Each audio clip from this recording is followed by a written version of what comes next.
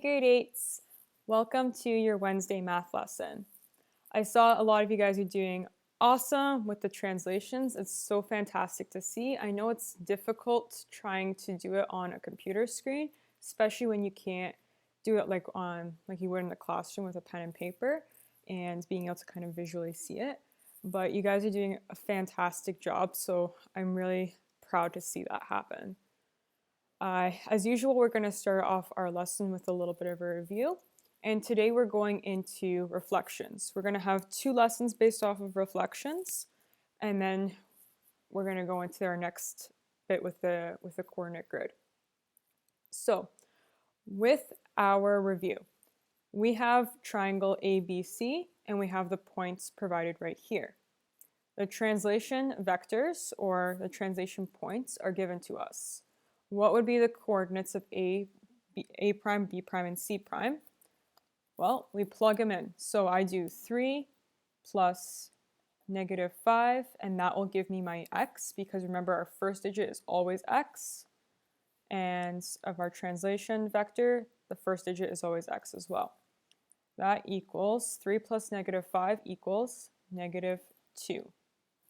And for our y, it is -5 is our digit, and we add +8. So that's our y for the second one. That equals +3. So our new coordinates for A prime are -2, 3. Now we need to do B prime and C prime. So B prime, I take 7, I add -5. That gives me +2. And for our B prime, I take -8 and I add 8. That gives me 0. So coordinates for B are 2, 0. And now I do C prime, which is 3, and I add -5. That gives me -2. And I do -10, and I add +8. And this gives me -2. So my new coordinates for C prime are -2, -2. And there we are. So that's how we figure out our new coordinates, and that's how we can do it mathematically. Because if I was to actually plot this on a grid, it would show the correct translation either way, whether I count the squares out or whether I do the math. So there's that. And today we're going into reflections. So there's different types of reflections. Today we're doing reflections over the x and the y axis. So it's going to be over these main lines here. On Friday, we're going to be doing reflections over lines that can be somewhere else in the coordinate grid. But for now, we are doing review from grade 7 of reflections over x and y axes. All right, so let's say I give you the point A, which is 4, 5. So A is 4, 5. I am first going to reflect it over the y-axis. Do I reflect it this way, or do I reflect it this way? I have to reflect it over the y-axis. Where's my y-axis? It's this one right here. So when it says to reflect over the y-axis, I have to flip it over this line right here. Okay? So if I'm reflecting it over the y-axis, it has to end up over here somewhere. How do I do it? How do I do a reflection? Well, there are 2 ways I can do it. Either I can count from this point and I go 1, 2, 3, 4 to the line, and then I count again. 1, 2, 3, 4. It would end up over here. What are the new coordinates of A prime? It is -4, 5. Do you notice some similarities between these numbers here? The only thing that changed is that this 4 became a negative. So when you reflect over the y-axis, x becomes the opposite integer.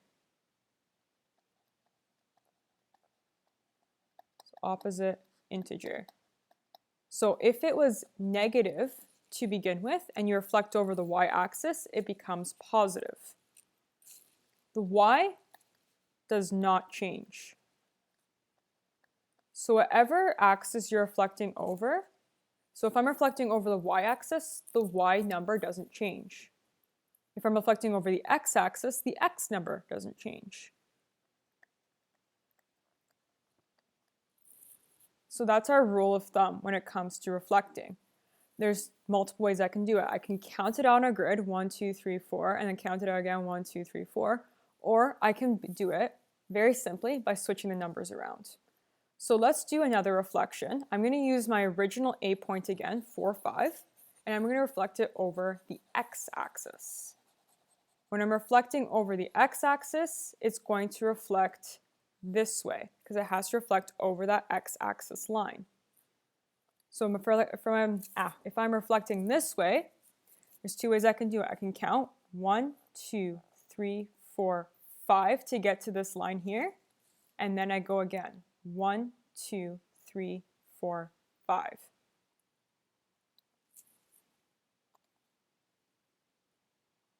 So A, it's called prime prime. That means it's just reflected twice, is positive 4, negative 5. So do you see how the numbers changed? If it's reflected over the x-axis, reflect over x,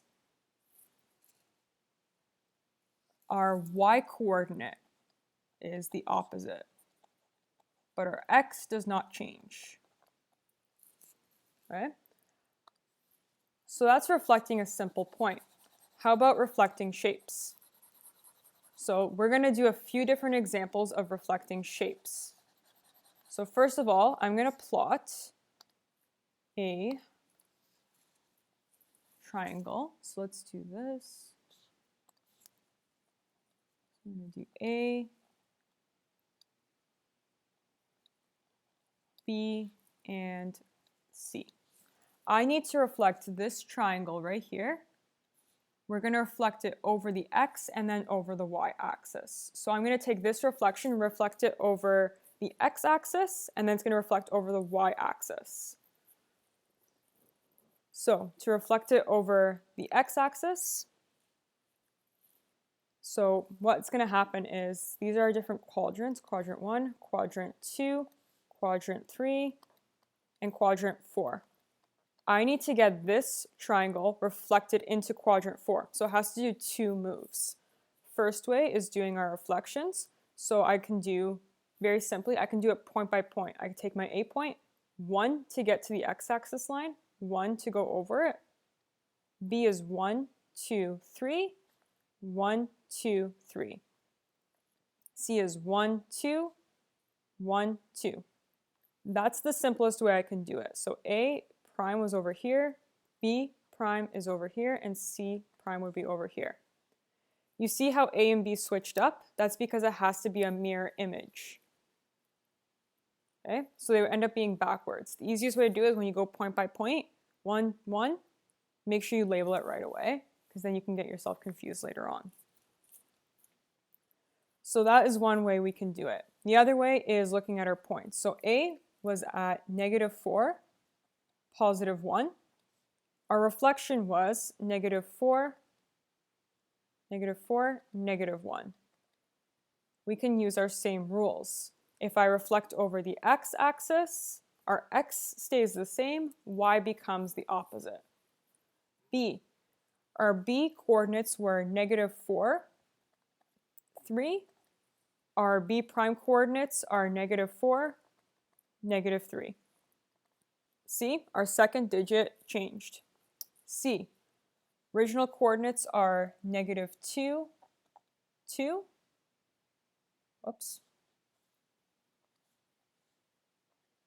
-2, 2.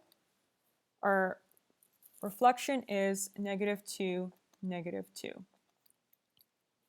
And there's that. In a different color, we need to do another reflection. So I'm going to take this shape right here, and I'm reflecting it over our y-axis. I can't draw lines, apparently. I'm reflecting it over the y-axis. To do so, I can either count. I start with A, I go 1, 2, 3, 4 to get to that line. 1, 2, 3, 4 to get here. This creates A prime prime. I do the same thing with B. First of all, I'm just going to label A prime prime, which is 4, -1. B is 1, 2, 3, 4. 1, 2, 3, 4. B prime prime is 4, -3. C is 1, 2, 1, 2. That's C prime prime, which is 2, -2. And you can see what happened with our numbers this time around is from these coordinates to these ones, what changed is our x coordinates. So I reflected it over the y-axis, our x coordinates became opposite, our y stayed the same. So that's reflecting a shape. This is an easier shape to start out with. We are going to do another shape that is, how about if a shape is spread out over the line? As in, part of the shape is up here, part of it might be down here. How can you reflect it that way? Same rules still apply, except this time around, you have to kind of watch which direction you're counting and which direction you're moving the shapes. So I'm going to plot a quick shape. We have A, B, and C. I need to reflect this triangle. We're going to start out by reflecting it over the x-axis. How do you do it when a triangle's already on the x-axis? Basically, same rule applies, that it'll become opposite, but you basically are reflecting it on top of yourself. And I'll show you what I mean by that. I'm going to do this in a different color so you can clearly see how it works. So I can do the counting method. So I go 1 down to the x-axis and I do 1 over. So our A prime is going to be over here. B, oh, it's right on the line. If it's reflected, it doesn't move. If a point is directly on the line that you are reflecting over, so we're reflecting over the x-axis, it's on the x-axis line, that means this point does not change. So B and B prime are the same coordinates, they don't change. C, 1, 2 to get to the line, 1, 2 to reflect. So C prime is this way. And now we connect our shape up.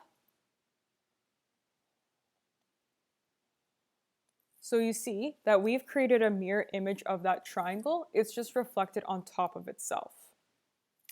That's if we were counting the squares. What if I was doing the coordinates? Same rules apply as last time. So our A coordinate is 4, 1. Our reflection is 4, -1. Our our B is 0, 1, 1, 0, 1, 0. Our reflection is 1, 0. Why might they be exactly the same? Remember our rule of thumb when switching around our numbers? I have to switch around my x stays the same, but my y switches. I can't have positive or negative 0. 0 is just 0. So that's why that doesn't change, because if 0 is 0, I can't make it positive or negative.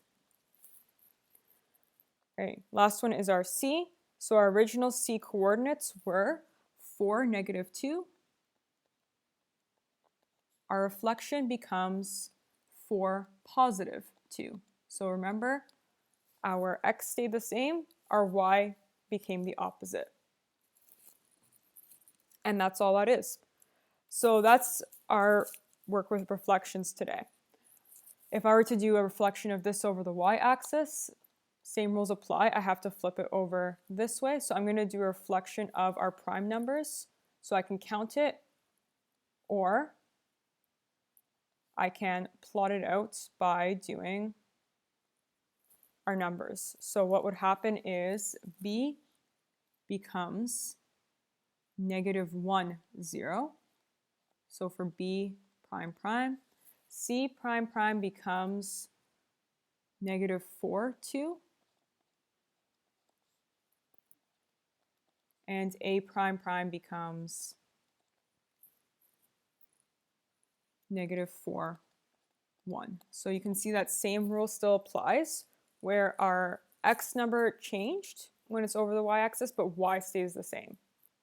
So remember, at the end of the day, when you are reflecting over that axis, if I'm reflecting over the x-axis, my x stays the same, my y becomes opposite. If I'm reflecting over the y-axis, my y stays the same, my x becomes the opposite number. And that's it for reflections. So you're going to have a bunch of questions on reflections. You should have a Google form or a PDF available to you, whatever you prefer. What you are doing is you are going to be writing in the new coordinates of the shapes provided. What would the new reflection coordinates be, etc., etc. Otherwise, I hope you guys are having a fantastic week. Let me know if you have any questions whatsoever, and I will see you on Friday.